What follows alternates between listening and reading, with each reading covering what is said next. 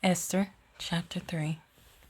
After these events, sovereign Ahasuerus promoted Haman, son of Hammedatha, the Agagite, and exalted him and seated him higher than all the princes with him. And all the sovereign's servants who were in the sovereign's gate bowed and did obeisance to Haman, for so the sovereign had commanded concerning him. But Mordecai would not bow or do obeisance. And the sovereign's servants who were in the sovereign's gate said to Mordecai, "Why do you disobey the sovereign's command?" And it came to be, when they spoke to him daily, and he would not listen to them, that they told Haman to see whether the words of Mordecai would stand, for he had told them that he was a Yehudi. And when Haman saw that Mordecai did not bow or do obeisance, Haman was filled with wrath.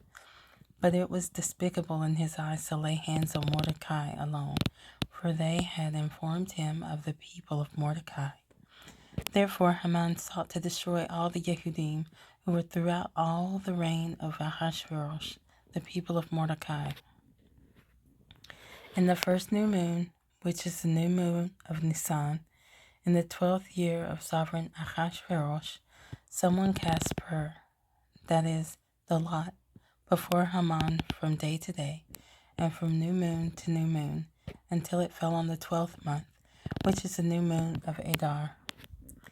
Haman then told sovereign Ahasuerus, "There is a certain people scattered and dispersed among the people in all the provinces of your reign, whose laws are different from all people, and they do not do the sovereign's laws.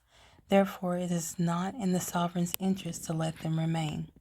If it pleases the sovereign, let a decree be written to destroy them, and let me pay 10,000 talents of silver into the hands of those who do the work, to bring it into the sovereign's treasuries." And the sovereign took his signet ring from his hand and gave it to Haman, son of Hammedatha, the Agagite, the enemy of the Yehudim. And the sovereign said to Haman, "The silver and the people are given to you, to do with them as seems good to you." And the sovereign's scribes were called on the 13th day of the first new moon, and a decree was written according to all that Haman commanded, to the viceroys of the sovereign, and to the governors who were over each province, and to the officials of all people, to every province according to its writing, and to every people in their language. It was written in the name of sovereign Ahasuerus, and sealed with the sovereign's signet ring.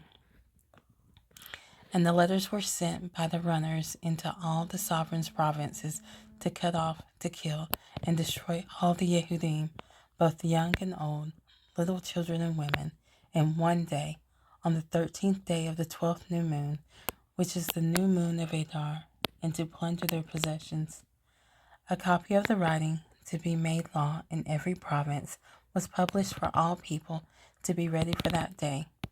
The runners went out, hastened by the sovereign's command, and the decree was given out in the citadel of Shushan.